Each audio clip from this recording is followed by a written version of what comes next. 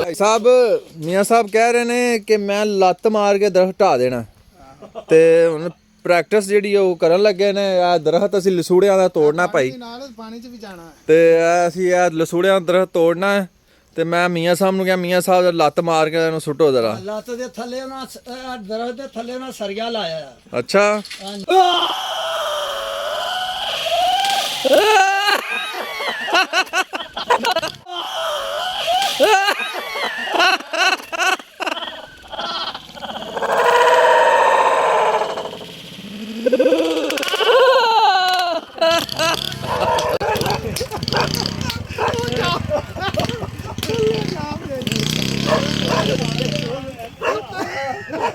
देखिए